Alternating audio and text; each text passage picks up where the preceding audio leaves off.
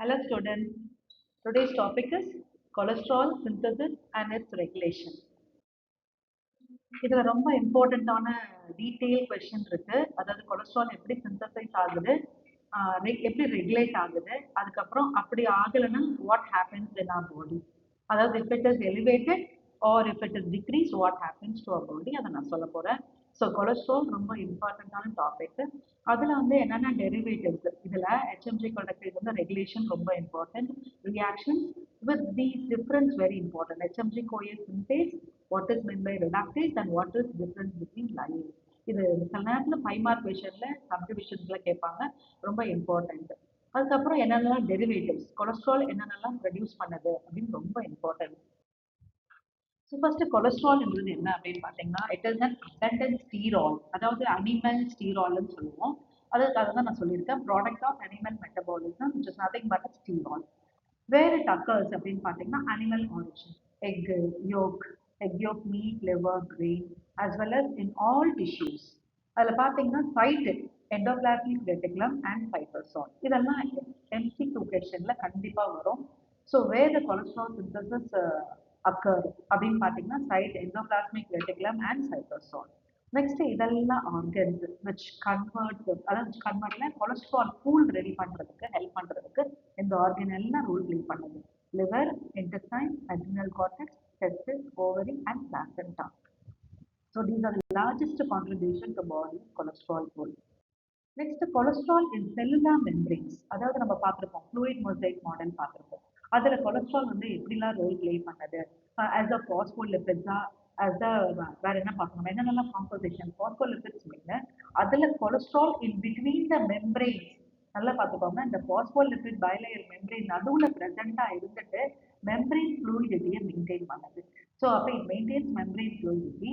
Insulation effect on nerve fibres, அதாவது ஆக்சான்ஸ், டென்ட்ரான்ஸ் எல்லாம் சொன்னோம்னா அது எல்லாமே மைலின் ஷீட். அந்த மைலின் ஷீட்டால தான் நர்வ் இம்பல்ஸ் டிரான்ஸ்மிஷன் நடக்குது. ஸோ அதுக்கு நம்ம கொலஸ்ட்ரால் ரொம்ப இம்பார்ட்டன்ட் ரோல் ப்ளே பண்ணுது. அது இல்லாமல் கொலஸ்ட்ரால் வந்து parent molecule for bile acids and bile salts, steroid hormones, vitamin D3. So these are all very important servers in the plasma membrane. இது நான் என்ன சொல்லணும்னா, அதாவது டயட்ல இருந்து நம்ம கொலஸ்ட்ரால் எடுத்துப்போம். Cholesterol from extra hepatic tissues, அதாவது லிவர் மட்டும் இல்லாம, லிவர்ல ப்ரொடியூஸ் ஆகிறது மட்டும் இல்லாம மற்ற ஆர்கன்ல ப்ரொடியூஸ் ஆகிறது தான் எக்ஸ்ட்ரா ஹெப்பாட்டிக் டிஷ்யூஸ்ன்னு சொல்லுவாங்க.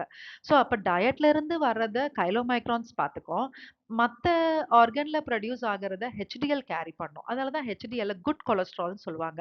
ஏன்னா it carries cholesterol from other tissues to liver. லிவர்ல கொண்டு வந்து விட்டுட்டா போதும், ஏன்னா லிவர் வந்து டீடாக்சிஃபை பண்ணிடும், தேவையானது ஸ்டோர் பண்ணிக்கும். ஸோ அப்போ இது ஹெச்டிஎல் எடுத்துக்குது. அது தவிர்த்து டினோவா சிந்தசிஸால ப்ரொடியூஸ் ஆகுது இந்த லிவர். டினோவா சிந்தசிஸ்னா உங்களுக்கு தெரியும், simple molecular compound to complex compound. அதில் எப்படி கொலஸ்ட்ரால் ஃபார்ம் ஆகுது, சிம்பிள் குளுக்கோஸ் டு கொலஸ்ட்ரால். அது நான் ஏற்கனவே சொல்லியிருக்கேன் உங்களுக்கு, கிளைகாலிசிஸ், டிசிஎஸ் சைக்கிள்லாம் சொல்லியிருக்கேன். குளுக்கோஸ், அசிட்டல் கோயே டு கொலஸ்ட்ரால்னு சொல்லியிருக்கேன். நெக்ஸ்ட் லிவர் கொலஸ்ட்ரால் பூலுக்கு இதுதான் காரணம், dietary cholesterol, other extra hepatic tissues and de novo synthesis. So இதெல்லாம் என்ன ஆகுது, நெக்ஸ்ட் கொலஸ்ட்ரால் பூல் ரெடி ஆனதும் செக்ரீஷன் ஆஃப் விஎல்டிஎல் மாறுது, conversion to bile acids and salts. இது ரொம்ப இம்பார்ட்டண்ட்டான ரோல். அதாவது பைல் ஆசிட்ஸ், பைல் சால்ட்ஸ் நம்ம உடம்புல என்ன பண்ணுது அப்படின்னு பார்க்கலாம். ஸோ இது சும்மா ஒரு overall introduction of cholesterol in cellular membranes. இது ஃபங்க்ஷன்ஸ் நான் கொடுத்துருக்கேன். Act as a precursor of vitamin D, lipid raft formation, அதாவது பாஸ்போலிபிட்ஸா மேஜரா பாஸ்போலிபிடா ப்ரொடியூஸ் ஆகும், பிளாஸ்மா லைப்போப்ரோட்டீன்ஸ், இதெல்லாம் ரொம்ப இம்பார்ட்டண்ட்டான ஒரு காம்பவுண்ட்ஸ் ஆஃப் லிப்பிட்ஸ். அப்புறம் வந்து membrane homeostasis, steroid hormone precursors, அதில் aldosterone, cortisol, progesterone, oestrogen, testosterone. So sex hormones எல்லாமே இதில் ப்ரொடியூஸ் ஆகுது. along with that nerve insulating fiber, bile acid synthesis and membrane fluidity. So overall function of cholesterol, which is nothing but lipids. இது MCQல தெரிஞ்சுக்கோங்க, C27H46O. இப்போதான் நம்ம regulation வரப்போறோம், key steps in cholesterol biosynthesis. So இதில் என்னன்னா, நான் உங்களுக்கு சின்ன ரெமெம்பரன்ஸ்க்காக வச்சிருக்கேன். Any happy monkey investigates silly spider legends. இதை ஞாபகம் வச்சுக்கிறது கஷ்டம்னு சொல்லாதீங்க, ஏன்னா இதை ஞாபகம் வச்சுக்கிட்டிங்கன்னா ஈஸியாக உங்களோட சப்ஸ்ட்ரேட்ஸ் எல்லாம் ஞாபகம் வந்துடும். அதாவது ஏ வந்து acetyl CoA, HMG CoA, mevalonate, isoprenoid units, squalene, squalene 2,3 epoxide, and lanosterol. Lanosterol இருந்து தான் உங்களுக்கு கடைசியா கொலஸ்ட்ரால் கிடைக்க போகுது. ஸோ இந்த இதை நம்ம ஞாபகம் வச்சுக்கோங்க சென்டென்ஸை. Any happy monkey investigate silly spider legends. So now starts steps in the formation of mevalonate.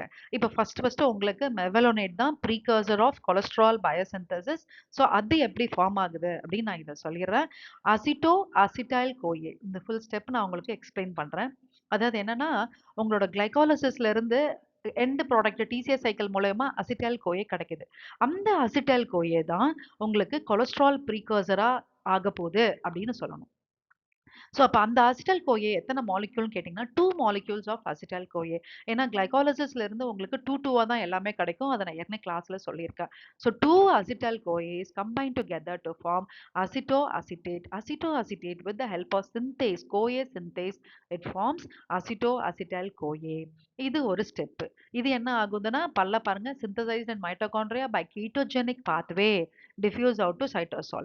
அதே step acetyl CoA combined with another molecule of acetyl CoA with the help of thiolase to form acetoacetyl CoA.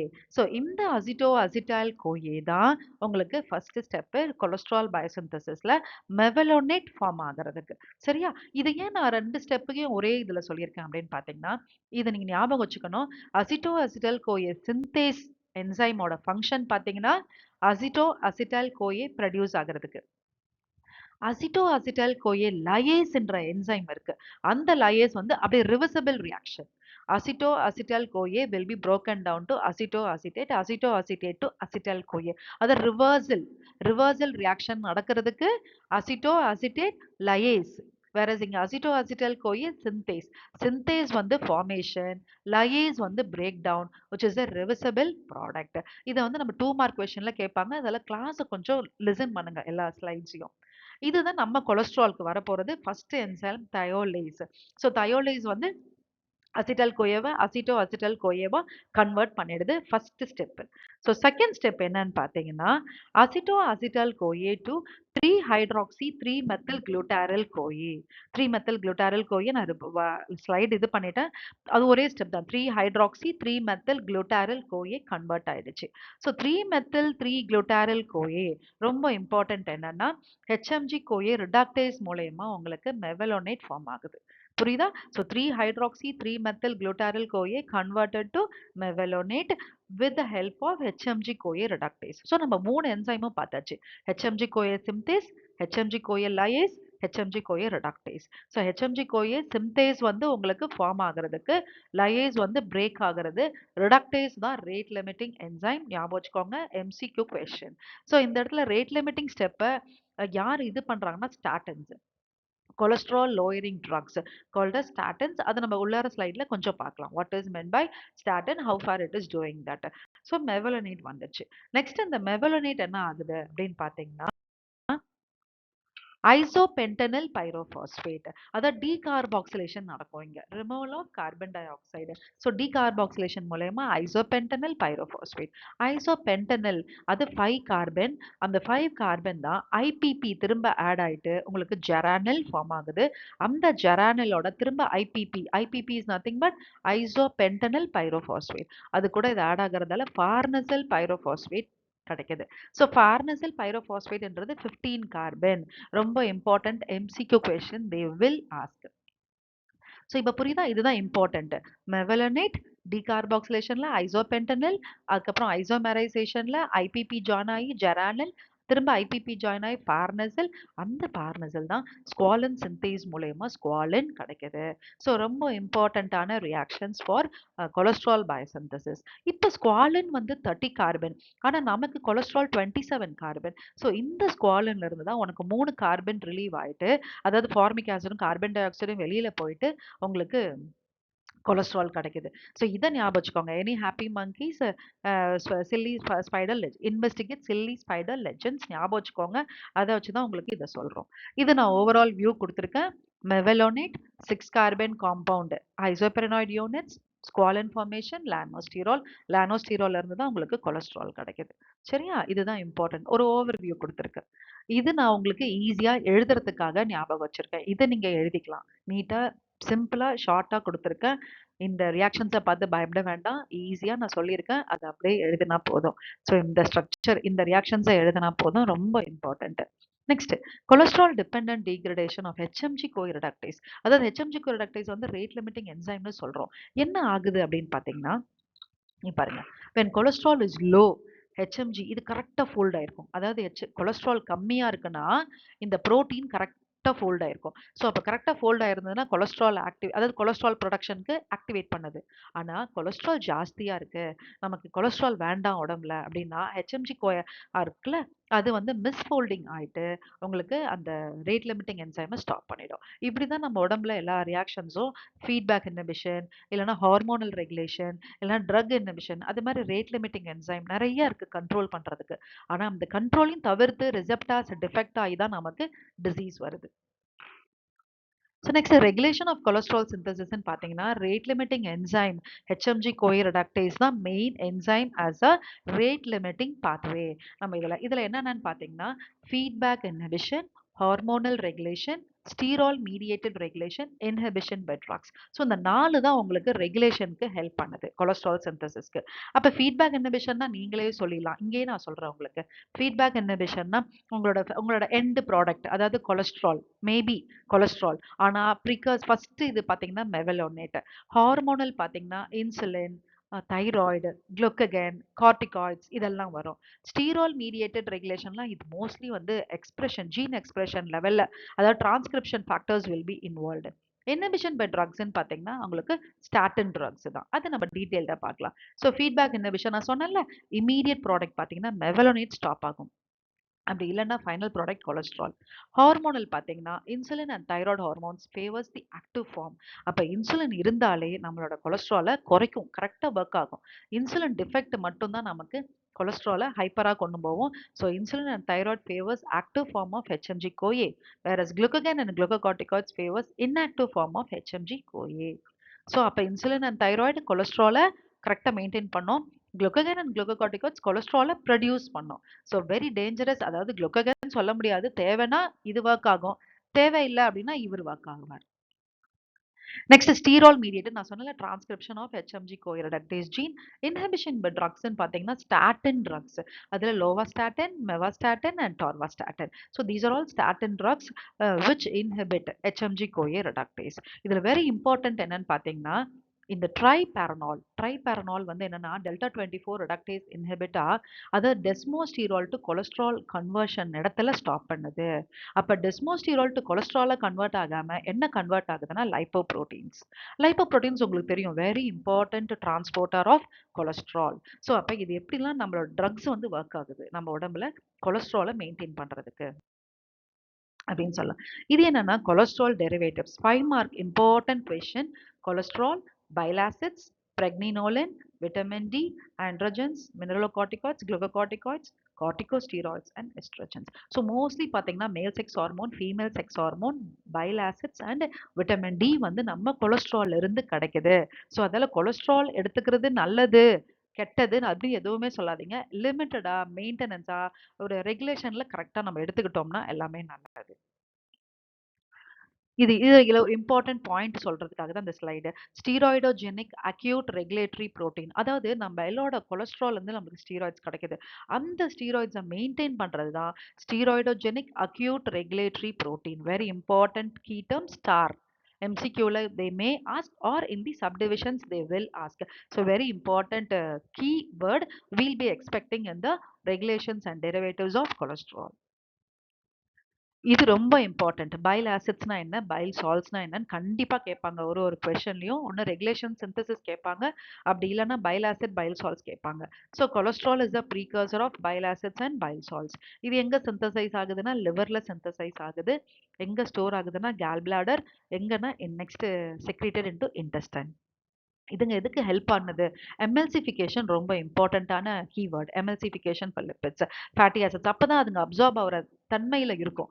அந்த emulsifying ப்ராப்பர்ட்டிய யார் கொண்டு வராங்கன்னா, bile acid, bile salts தான் for dietary lipids. அப்பதான் pancreatic lipase வந்து absorption பண்றதுக்கு ஈஸியா இருக்கும். அதே மாரி intestinal absorption of fat soluble vitamins and they are 95% reabsorbed in ileum and return to liver, whereas 5% of bile salts are excreted in feces. பாத்துக்கோங்க, இதுல ஃபார்ம் ஆகுறதுல 95% reabsorb, 5% தான் எக்ஸ்கிரீட் ஆகுது. நம்ம எக்ஸ்கிரீஷன்ல பாக்குறோம். இது ரொம்ப இம்பார்ட்டன்ட் பாத்வே நீங்க எழுதணும் கண்டிப்பா. ஏன்னா பிரைமரி ஆசிட்ஸ், பைல் ஆசிட்ஸ் வைவால கேட்பாங்க. Name any 2 primary bile acids, name any 2 secondary bile acids. So அதுல cholesterol converted to cholic acid, chenodeoxycholic acid இது பிரைமரி. டியாக்சிகோலிக் ஆசிட், லித்தோகோலிக் ஆசிட்ன்றது secondary. when it is what is that conjugated with the salts அப்படின்னு பார்த்தீங்கன்னா glycolic acid, taurocolic acid. புரியுதுங்களா? கிளைசினும் டாரின் தான்ப்பா இங்க combined ஆகும்.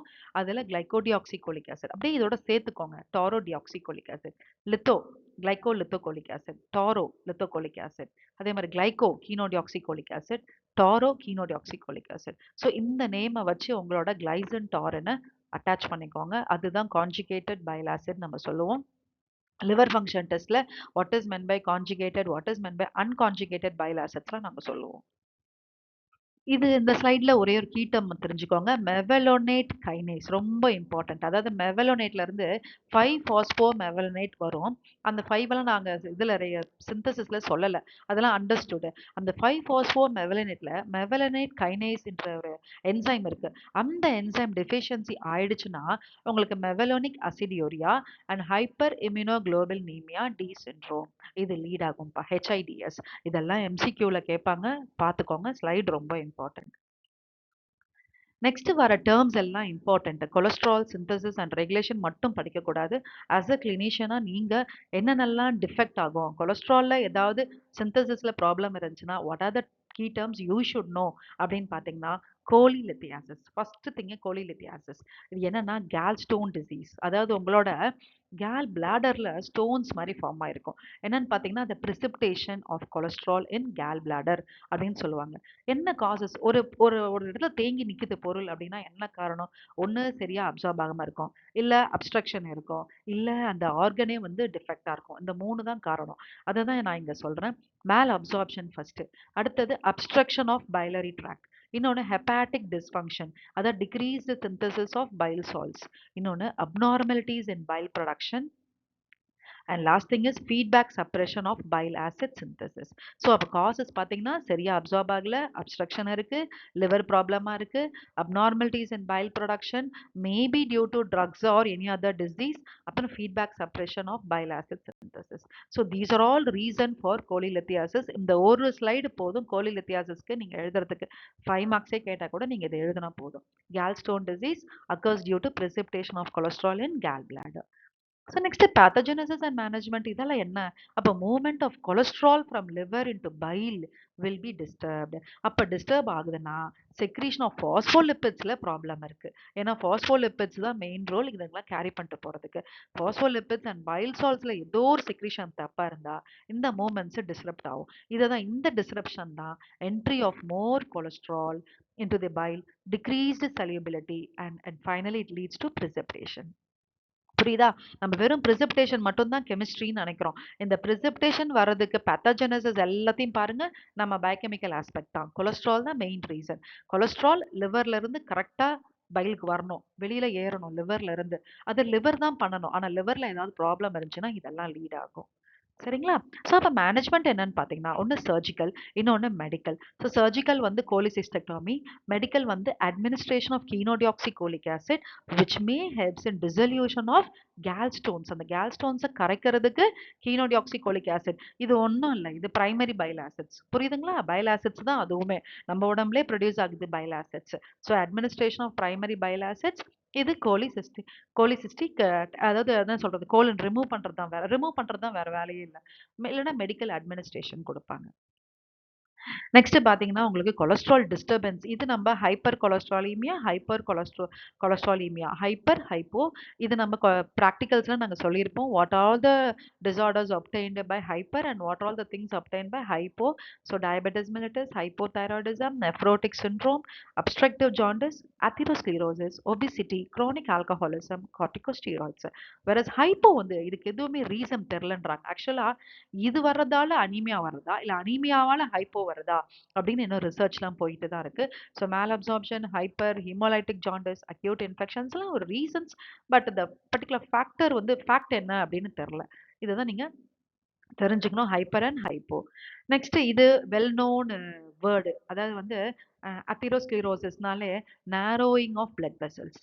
Narrowing of blood vessels. உங்க cholesterol போயிட்டு அப்படியே படிய படிய உங்களோட பிளட் அந்த வெசல்ஸ் எல்லாம் இப்படி இருக்கிறது இந்த மாதிரி ஸ்குவீஸ் ஆயிட்டு பிளட் போகும். அப்ப ஸ்குவீஸ் ஆயிட்டு பிளட் போகும்போது தான் ஆர்கனை போய் டேமேஜ் பண்றது. அப்புறம் பிளட் வெசல்ஸ் டேமேஜ் ஆகுறது. அது மாதிரி ஆகும்போது தான் நம்மளோட ஆர்கன்ஸ் எல்லாம் டிஃபெக்ட் ஆகும். பேன்க்ரியாஸ், லிவர் எல்லாமே டிஃபெக்ட் ஆகுது. So atherosclerosis main important thing for cholesterol synthesis and regulation. Last but important slide is fatty liver types and pathogenesis. அதில் டூ டைப்ஸ் இருக்கு. ஒன்று ஆல்கஹாலிக், இன்னொன்று நான் ஆல்கஹாலிக். ஆல்கஹாலிக்னா உங்களுக்கு நல்லாவே தெரியும், அது ஆல்கஹாலால வர்றது. அதாவது ஆல்கஹாலிக் ஸ்டியேட்டோ ஹெப்பாட்டிட்டிஸ். இங்க நான் alcoholic steatohepatitis, ASH and NASH. இப்படி ஆகுறதால என்ன ஆகுது? இன்ஃப்ளமேஷன் ஆகுது, ஸ்காரிங் லீட் ஆகும், fibrosis, fibrotic tissues, hardening and shrinkage of liver that leads to cirrhosis, which is nothing but liver failure. So இது வந்து ஆல்கஹால். அதே உங்களுக்கு பாருங்க, நான் ஆல்கஹாலிக் காசஸ். நான் எதுவுமே குடிக்க மாட்டேன், நான் வந்து நார்மலா இருப்பேன் அப்படின்னா, அதுல நியூட்ரிஷனல் கண்டிஷனும் இருக்கு, ஹார்மோனல் ப்ராப்ளமும் இருக்கு, டாக்ஸிக்கும் இருக்கு. ஸோ இங்க பாத்தீங்கன்னா ஸ்டார்வேஷன், லோ புரோட்டீன் டயட். இதால தான் நான் சொல்லிக்கிட்டு இருக்கேன், புரோட்டீனை கரெக்டா எடுத்துக்கணும். ஹை ஃபேட் டயட் இதை குறைக்கணும் கண்டிப்பா. ஹை கார்போஹைட்ரேட் டயட் இது மெயின்டைன் பண்ணணும். அப்புறம் லிப்போட்ராஃபிக் ஃபேக்டர்ஸ் ரொம்ப இம்பார்ட்டன்ட். நான் நெக்ஸ்ட் ஸ்லைட்ல அதை மட்டும் சொல்லிடுறேன். ரொம்ப இம்பார்ட்டன்ட் 3 மார்க் கொஸ்டின். ஹார்மோனல் பார்த்தீங்கன்னா pituitary, adrenal, sex hormones, thyroid, lack of insulin. So இதெல்லாம் ஹார்மோன்ஸ், இதெல்லாம் நான் உள்ளாரே சொல்லியிருக்கேன். டாக்ஸிக்னு பார்த்தீங்கன்னா கெமிக்கல், அதாவது CCl4, yellow phosphorus, some infections, hypoxia and drugs, corticosteroids maybe due to அதாவது one of the reason for fatty liver. டயக்னோசிஸ்ன்னு பார்த்தீங்கன்னா, நீங்க அந்த ஏசிம்ப்டமேட்டிக், மோஸ்ட்லி ஏசிம்ப்டமேட்டிக் லாஸ்ட் ஸ்டேஜ்ல தான் உங்களுக்கு தெரிய வரும். இது ஃபேட்டிக், வெயிட் லாஸ் எல்லாம் வேற ஏதாவது கூட காரணமா இருக்கலாம். அப்டாமினல், அந்த mild enlarge tender liver. So இந்த இடத்துல நீங்க என்ன மெயின் இம்பார்ட்டன்ட்னா, எலிவேட்டட் ட்ரையாசைல் கிளிசரால் ஓகே. ஆனா imaging studies will be helping here. அது அல்ட்ராசவுண்ட் சோனோகிராஃபி, அதுக்கப்புறம் நம்ம கம்ப்யூட்டட் டோமோகிராஃபி, அதுக்கப்புறம் மேக்னெட்டிக் ரெசனன்ஸ், இமேஜிங் மெத்தட், இதெல்லாம் ரொம்ப, அதாவது MRI, CT and USG studies will be helping to find the fatty liver. இல்லைன்னா liver biopsy பார்ப்பாங்க. Histopathological examinations also confirm and helpful for diagnosis. Fatty liver management நான் என்ன சொல்றதுன்னா, lose weight safely, but சேஃப்லிப்பா. ஏன்னா ரொம்ப திடீர்னு வெயிட் லாஸ் ஆகக்கூடாது. ட்ரையாசைல் glycerol குறைங்க, லிப்போட்ராஃபிக் ஏஜென்ட்ஸ் எடுத்துக்கோங்க, அப்புறம் control of diabetes, avoid completely alcohol, eat healthy and live healthy. So lipotropic factors இதுதான் ரொம்ப இம்பார்ட்டன்ட். அதாவது நம்மளோட ஃபேட்ஸை வந்து அக்யூமுலேட் பண்ண விடாம பார்த்துக்கும். லிவர்ல அக்யூமுலேட்டே பண்ண விடாது. இவர் தான் கேரி பண்ணிட்டு போறவர். இவர் பேர் தான் லிப்போட்ராபிசம். அதாவது omega-3 fatty acids, L-carnitine, choline, betaine, methionine, inositol, estrogen, androgen growth hormones, casein, vitamin E, selenium. இது வெளியிலயும் மெடிக்கல் ஷாப்ல இருக்குது. ஆனா நீங்க நேச்சுரல் ப்ராடக்ட்ஸ்க்கு எடுத்துக்கிட்டா நல்லது. லிப்போட்ராஃபிக் ஃபங்க்ஷன்ஸ் நான் சொல்லியிருக்கேன். Prevents accumulation of excess fat, byproduct of protein metabolism டிடாக்ஸி பண்ணுது, break down fatty deposits from mitral walls and stimulate antibody. Immune சிஸ்டமும் குறைய ஆரம்பிச்சிடும் இந்த லிப்போட்ராஃபிக்லாம் எடுத்துக்கலாம். அதெல்லாம் immune antibody production, stimulate antibody production and decreases body resistance to disease. So இதுதான் வந்து கொலஸ்ட்ரால் சிந்தசிஸ் அண்ட் ரெகுலேஷன்ஸ் ஓட இம்பார்ட்டன்ட் சப் டாபிக்ஸ் நான் கொடுத்துருக்கேன். இது இல்லாம, அதாவது கொலஸ்ட்ராலால நம்ம என்னென்ன பார்த்தோம், மற்ற டிசீஸ் இருக்கு, diabetes, kidney disease, polycystic ovarian syndrome, under active thyroid, இதுங்க எல்லாமே இதுங்க வந்துச்சுன்னா கொலஸ்ட்ராலை டிஸ்டர்ப் பண்ணும். நம்ம முன்னாடி பார்த்தது எப்படின்னா, கொலஸ்ட்ரால் டிஸ்டர்ப் ஆச்சுன்னா என்னென்ன கண்டிஷன், இப்போ இந்த கண்டிஷன் வந்தாலும் கொலஸ்ட்ரால் டிஸ்டர்ப் ஆகும். அதுல பாருங்க, some birth control pills, diuretics, and other things also may raise cholesterol level. அத பாருங்க. ஏன்னா as a clinician நீங்க இத எடுத்துக்கிறாங்களா? இத எடுத்துக்கிட்டதால கொலஸ்ட்ரால் ஏறிருக்குனா, இத ஸ்டாப் பண்ண சொல்லுங்க. உடனே நம்ம ஸ்டார்டன் ட்ரக்ஸ் குடுத்துறக்கூடாது. ஸோ நம்ம அவங்களோட கேஸ் ஹிஸ்டரிய பேசுங்க. Communication is better for patient and doctor. அப்புறம் இதெல்லாமே ஃபெமிலியல் கம்பைன்ட் ஹைப்பர்லிபிடிமியா, லிப்போப்ரோட்டீனீமியா, கொலஸ்ட்ராலீமியா, ட்ரைகிளிசரிமியா இதெல்லாமே ஜாஸ்தி ஆகும். Some trials are going on. It's very important. I want to tell. Farnesyl and geranyl pyrophosphate நம்ம உள்ளார சொன்னோம்ல substrate. அதோட receptors anti-cancer drugsக்கு செக் பண்ணிக்கிட்டு இருக்காங்க. அது ஹெல்ப் பண்ணும் அப்படின்ற மாதிரி. So very important intermediates in cholesterol biosynthesis are farnesyl and geranyl membrane anchors, important for signaling proteins. அந்த இதுக்கு தான் இதை வந்து tested for anti-cancer drugs அப்படின்றாங்க. ஆனா அது ரிசர்ச் போயிட்டு இருக்கு. டிசார்டர்ஸ் ஆஃப் கொலஸ்ட்ரால் பயோசிந்தசிஸ் இது அடிஷ்னலாக நான் கொடுக்குறேன். ஸ்மித் லெம்லி ஆப்டஸ் சிண்ட்ரோம், அதாவது கொலஸ்ட்ரால் குறைஞ்சிரும், 7-டீஹைட்ரோ கொலஸ்ட்ரால் அதிகமாக இருக்கும். Cholesterol seven alpha hydroxylase deficiency, decreased bile acids, increased LDL. Zellweger syndrome, congenital lipoid adrenal hyperplasia, and familial hypercholesterolemia. So these are all disorders of cholesterol biosynthesis. Very interesting. You have to know what are the symptoms and condition. Mostly central nervous system will be disturbed. Other foods to avoid, every time we'll be telling foods to be taken, foods to be avoid, but it is our thing we have to tell, and it is your thing to obey or not. So next பார்த்தீங்கன்னா நான் நிறைய இது கொடுத்துருக்கேன், MCQ கொஷின்ஸ்லாம் கொடுத்துருக்கேன். கொஞ்சம் உள்ளார போயிட்டு பாருங்க, எம்சிக்யூக்கு உங்களுக்கு ஹெல்ப் ஆகும். இது எல்லாமே நான் எடுத்த கிளாஸ் வச்சு உங்களுக்கு கொடுத்துருக்கேன். இதெல்லாம் ஆன்சர் பண்ணுங்க. ஏதாவது தெரியல அப்படின்னா நீங்க என்னோட இதில் வந்து கேட்கலாம். கொஞ்சம் யூஸ் பண்ணிக்கோங்க. உங்களுக்காக தான் நாங்க ஸ்லைட்ஸ் போட்டுட்டு இருக்கோம். ஸ்லைட்ஸே போட்டுட்டு இருக்கேன். அதில கொஞ்சம் பாருங்க. சரிங்களா? ஓகேப்பா. This is last MCQ.